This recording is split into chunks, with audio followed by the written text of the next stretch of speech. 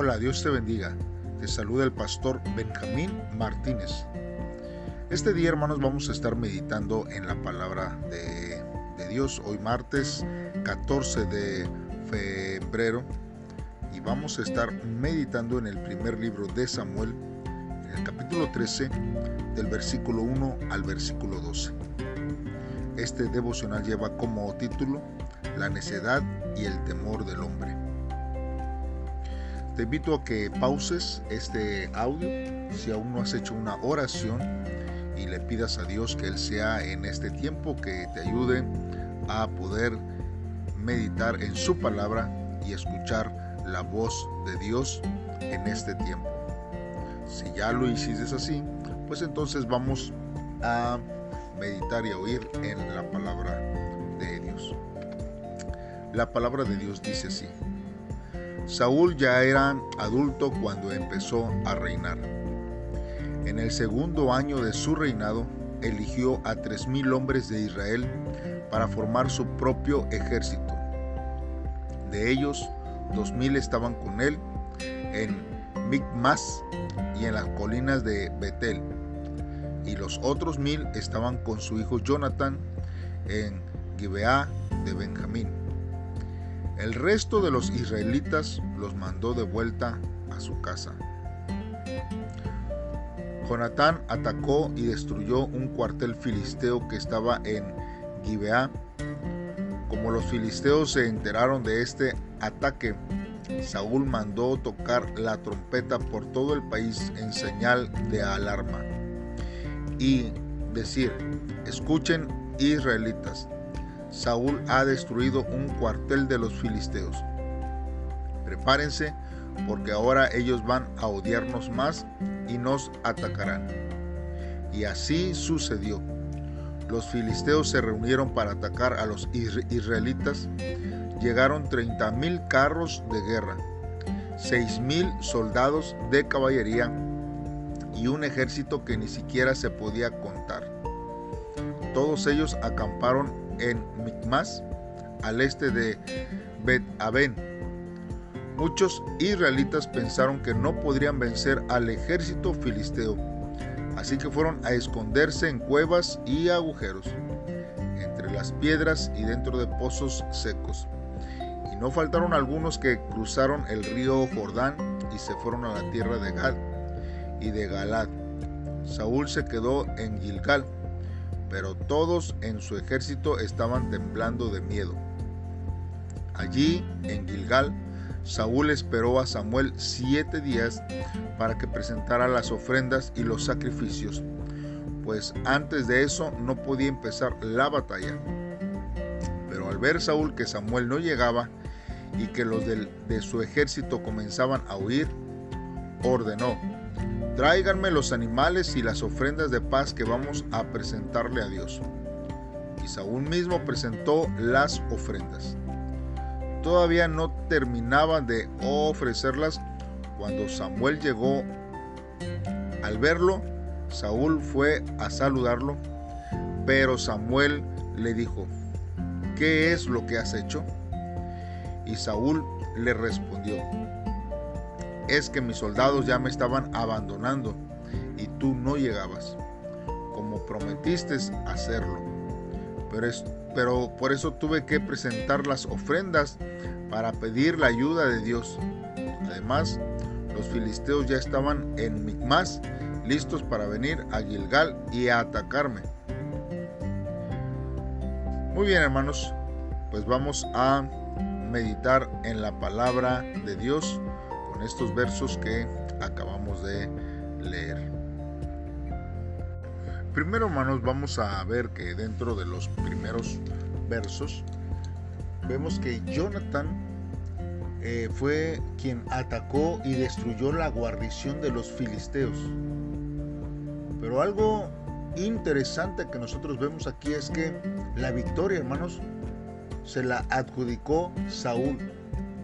Y aunque esto era normal, hermanos, en la cultura de ese tiempo, pero yo creo que no fue, hermanos, una acción correcta de parte de Saúl el adjudicarse esa victoria que él había tenido.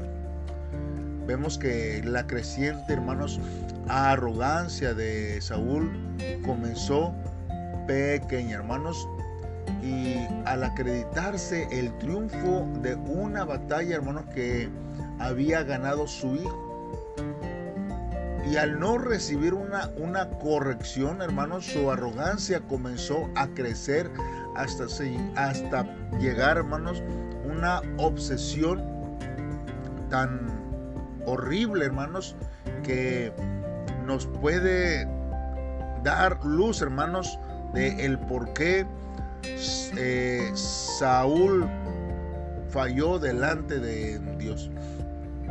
Hermanos, vemos que esta arrogancia, hermanos, lo destruyó a él y también destruyó a su familia, y también puso en peligro el bienestar de la nación. Hermanos, adjudicarnos los logros de otros nos indica que hay arrogancia en nuestra vida.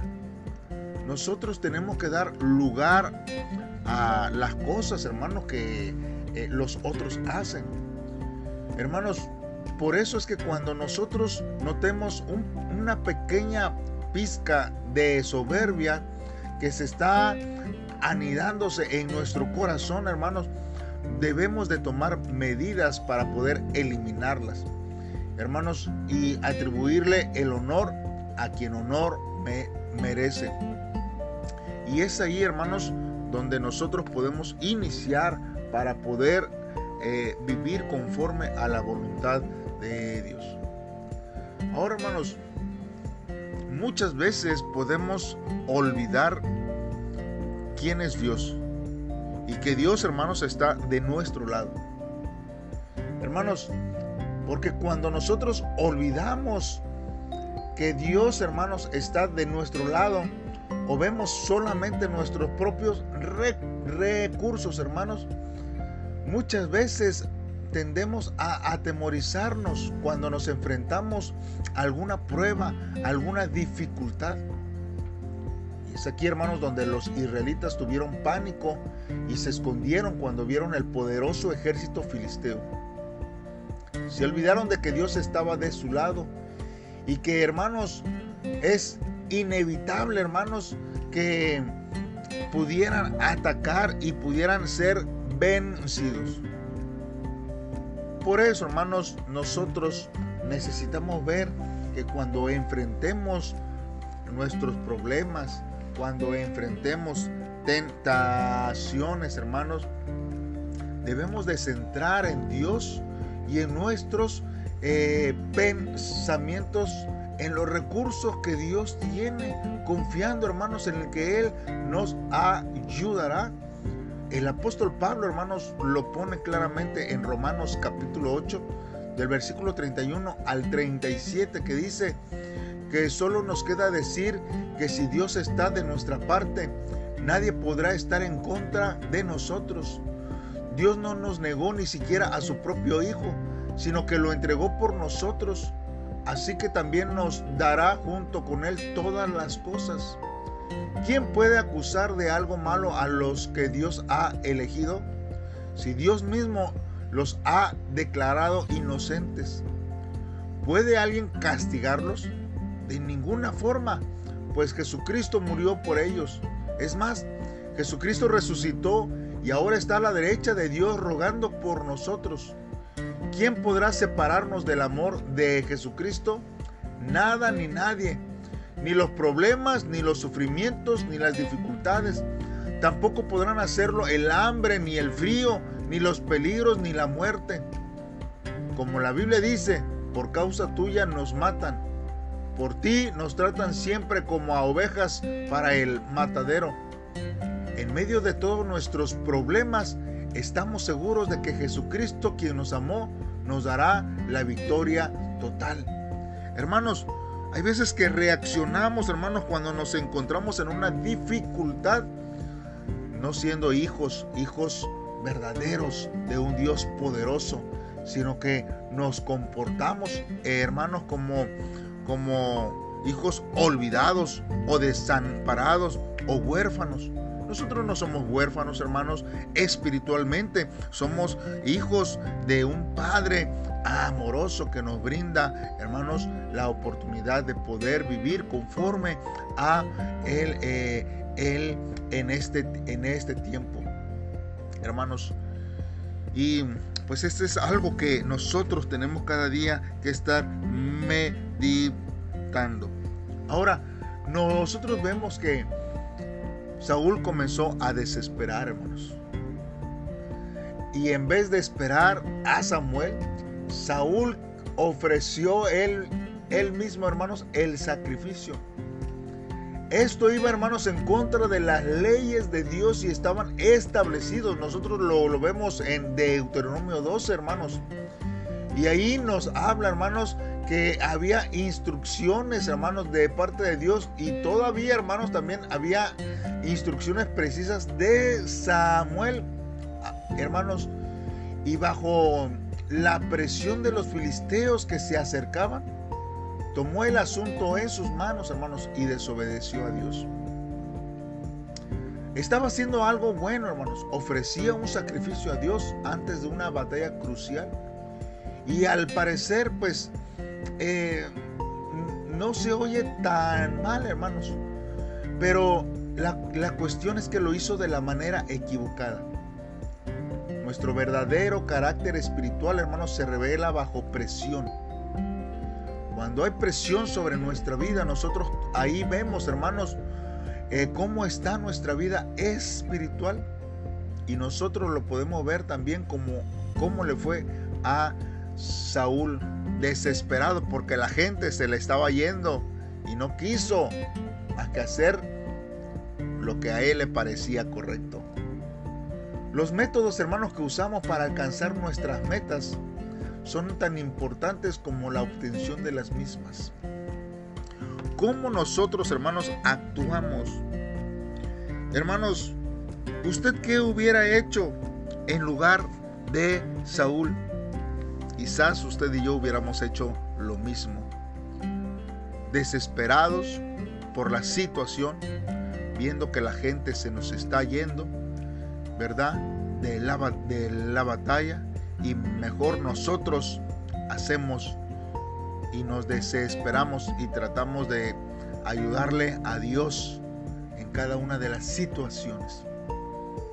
Hermanos, nosotros tenemos que esperar en Dios. Es difícil, hermanos, confiar en Dios cuando nos sentimos que nuestros recursos se nos están agotando. Cuando Saúl, hermanos, sintió que se estaba escapando el tiempo, hermanos, él se impacientó, hermanos, con el tiempo que Dios, hermanos, ya tenía. Al pensar que todo lo que necesitaba era solamente hacer el ritual. Es que yo nada más necesito hacer esto. Y él puso el ritual en lugar de la fe en Dios. Hay veces que nosotros, hermanos, ponemos el ritual o las acciones en lugar de poner nuestra fe en Dios. Por eso, hermanos, cuando enfrentemos una decisión difícil, debemos de asegurarnos de que la impaciencia no nos impulse a hacer algo que vaya en contra de la voluntad de Dios. Cuando sepa lo que Dios quiere, hermanos, siga el plan a pesar de las circunstancias. A menudo, hermanos, Dios utiliza demoras para probar nuestra obediencia y también la paciencia en nuestras vidas. Saúl, hermanos, podía tener miles de excusas para poder haber hecho lo que hizo por desobedecer. Pero, hermanos, Samuel dio en el blanco del verdadero asunto y le dijo: no guardaste el mandamiento de Jehová tu Dios. Hermanos, al igual que Saúl, a menudo nos damos excusas por nuestros pecados y errores, tratando de justificar y espiritualizar nuestras acciones debido a nuestras circunstancias especiales.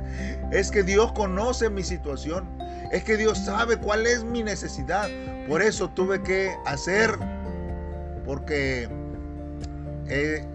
yo creo que esto era lo mejor. Sin embargo, hermanos, nuestras excusas no son más que desobediencia. Dios conoce nuestros verdaderos motivos Él perdona, restaura y bendice, pero solo cuando somos sinceros acerca de nuestros pecados. Al tratar de esconder, hermanos, los pecados detrás de las excusas, vemos que siempre vamos a perder, como Saúl, porque Saúl perdió su reinado. Usted quizás en muchas circunstancias ha perdido otras cosas, como Saúl. No permitamos, hermanos, que perdamos más cosas por la soberbia que pudiera haber en nuestras vidas, por la desobediencia, por tratar de hacer las cosas a nuestra manera, sino que obedezcamos a Dios siempre en su santa voluntad. Hagamos esta oración, hermanos, pidiéndole a Dios su ayuda. Padre, en esta hora estamos delante de ti. Me acerco, Señor, sabiendo que tu palabra, Señor, es la que nos llena, sacia y fortalece en todo tiempo. Hoy, Señor, ponemos nuestra esperanza, Dios, en ti. Perdona, Señor, nuestra incredulidad. Hemos confiado más en los hombres o en el ambiente, Señor, antes que en ti y en tu palabra. Señor, dejaré de encontrar pretextos para buscar con pasión tu agradable voluntad. Guardaré, Señor, mi primer amor hacia ti. Y enséñame a esperar con fe, Señor, en tus tiempos y no en los míos. Porque tus tiempos, Señor, son siempre perfectos para mi vida. Ayúdame en mi vida a caminar con fe. Gracias, en el nombre de Cristo Jesús. Amén. Dios te bendiga y nos vemos mañana en un devocional más. Saludos y bendiciones.